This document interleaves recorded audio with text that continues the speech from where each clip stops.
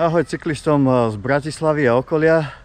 Dnes som sa rozhodol s mojou polovičkou urobiť si taký okruh cez Biely kríž a ešte nevieme, či pôjdeme doľava či doprava, ale v podstate teraz sme na Partizánskej lúke, ale doporučujem tento okruh začať niekde zasa, počkáme kým prejde auto. Doporučujem tento okruh zasa začínať niekde pod mostom La Franconi, lebo tam sa oveľa lepšie parkuje ako tu na Partizánskej lúke. No a kade pôjdeme, uvidíme. Celý okruh by mal byť v dĺžke necelých 70 km, všetko by mal byť asfalt. Takže ak ste zvedaví, poďte s nami.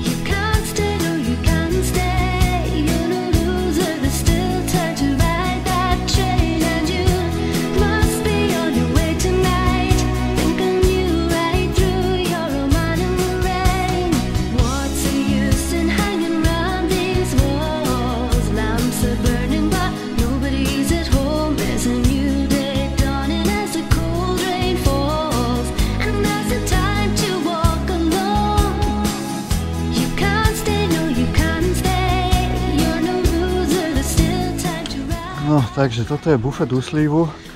Tento bufet je relatívne nový bufet, asi rok je otvorený. A dá sa tu dobre občerstviť, aj nejakú polievku majú. Takže celkom fajn. Sme tu ale na pomerne takej dôležitej križovatke. Tu na hore. To je cesta, ktorou sa dá dostať na Malý Slavín a ďalej potom do Marianky. A tu na tá lesná cesta. To je vlastne, myslím, že žltá cyklistická, to je zelená, modrá. A to je vlastne cyklistická trasa, ktorou sa dá tiež dostať na Biely kríž. Ale lesom, je to menej kopcovité, ale po lese, lesná cesta celkom fajn, ale dneska nemám na to obutie, takže ideme po asfalte.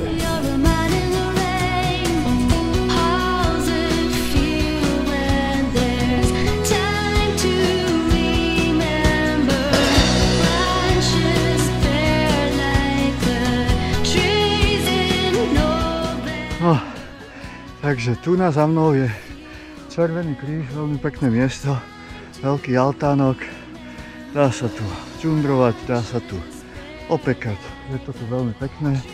Tu sa dá zbehnúť do Rače, odtiaľ sme prišli, no a tu je cesta na Biely kríž a tu nás čakajú teraz také 3 celkom pekné grcáky. A keď to zvládneme, tak sme na Bielom kríži.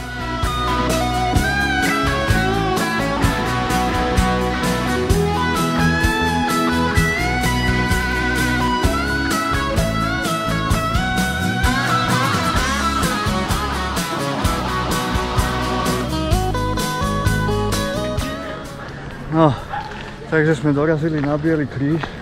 Toto je významná križovatka, pretože v podstate tu sa križujú trasy jednak odtiaľ, tu sme prišli my, to je odtiaľto, to je zo Železnej Studenky, toto prichádza z Rače vlastne a tamto sa ide ďalej na hrebeň, do Jura, Košariska a podobne. No a tým, že je to takáto významná križovatka, sú tu 2 bufety a to znamená, že je to veľmi populárne a to znamená, že je tu aj toľkoto ľudí. No toľkoto ľudí tu obvykle nebýva. Vyzerá, že je tu aj nejaký športový závod alebo nejaká súťaž, kde je to tu o to viacej, ale asi myslím, že tie bufety to nejak zvládnu. Takže poďme sa občerstviť. Ale keďže tých ľudí bolo predsa len na nás trošku moc, tak sme si povedali, že sa vyberieme ďalej a občerstvíme sa v Juri. Takže sme prebehli cez kopec, stačí sa držať vpravo a sešupom dole. A komu sa robí z rýchlej jazdy zle, ten nech si ďalšiu minútu pretočí. Poďme na to!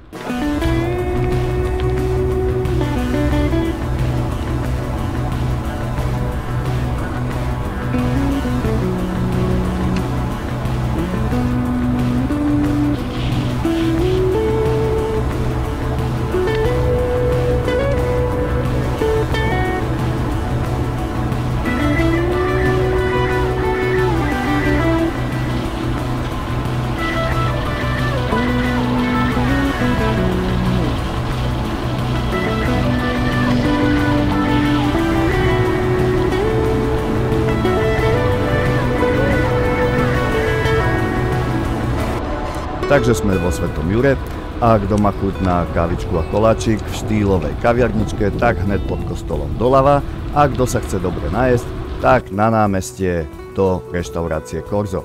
Majú tam fantastický hamburger, majú tam fantastický černohorský rezeň, vynikajúcu rajčinovú polievku, ale aj všetko ostatné. Ale nebudeme sa zdržovať a poďme ďalej na cesty. Tu na Juri majú takú zaujímavú špecialitu, síce cyklistická značka cez železnicu nevedie, ale veľa ľudí to takto používa, cyklistická značka to pomerne dosť obchádza a skrátka vedie tadeto, je to úplne legálne, bežne to ľudia používajú a môžete si takto veľmi zaujímavo skrátiť vašu trasu a na druhej strane sa zasa napojíte na cyklistickú značku.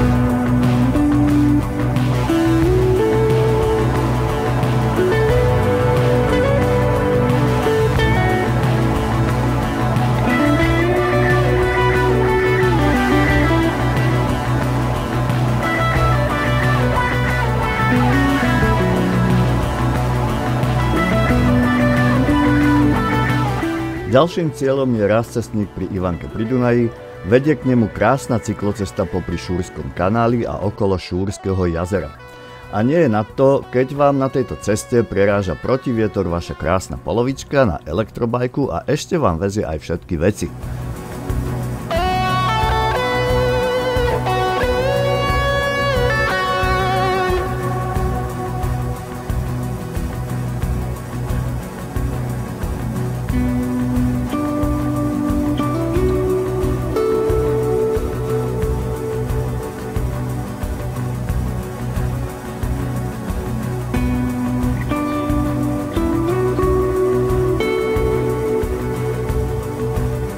Na tomto rozcestí sa môžete rozhodnúť, či pôjdete doprava okolo pamätníka pádu vrtuľníka Milana Rastislava Štefánika, táto cesta je asfalt a betón, alebo pôjdete ďalej po okolo Šúrskeho kanála, po nespevnenom chodníku k jazeru Zelená voda a ďalej po cyklistickej značke, alebo pôjdete ako my cez Ivanku, kde sme si dali kafe a potom ďalej okolo Ivanského jazera, tiež k Zelenej vode, ale ďalej po neznačkovej ceste okolo jazera.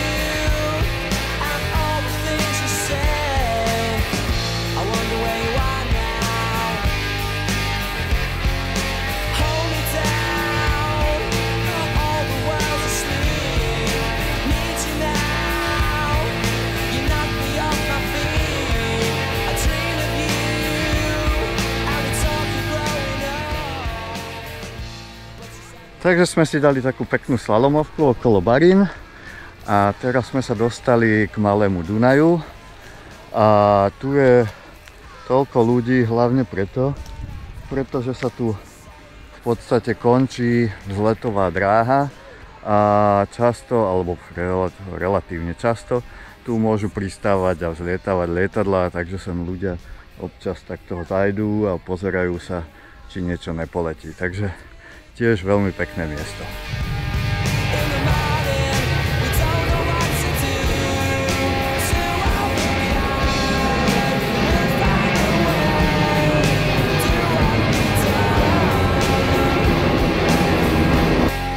No a ďalej veľmi pekný úsek popri Malom Dunaji, okrem asi 300 metrov, kde chýba asfalt, je to krásna cyklocesta hned povedľa rieky.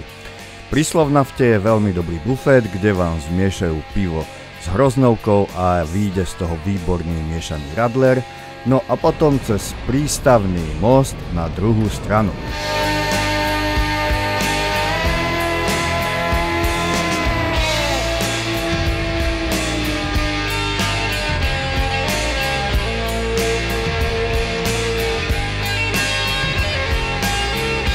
Tam zasa kopec občerstvovacích možností, centrum zábavy v Petržalke a okolo sadu Janka Krála ďalej až k mostu Lafranconi, ktorým sa vrátime na ľavú stranu Dunaja. No, tak sme pod mostom Lafranconi a tu budem v podstate, je to záverečný vstup, hoci ja ešte pokračujem na dlhé diely, ale predpokladám, ak ste mimo Bratislavský, tak doporučujem začať trasu tým, že auto si odparkujete tu. Ak ste bratislavský, no tak samozrejme začnete tam, kde bývate, alebo tiež sa dovezete autom sem. A na ďalší spoločný bod, teda tam, kde sme začali, na Partizánsku lúku sa dostanete veľmi jednoducho. Tu na vedie cez Mlynskú dolinu, v podstate cyklistická trasa. Je to odhadom možno nejaké 3 km, takže veľmi jednoducho. Tu môžete auto nechať, odtiaľ to začať a tu aj skončíte. Doma mi napadli ešte ďalšie možnosti, hlavne pre tých, čo radi cestujú vlakom.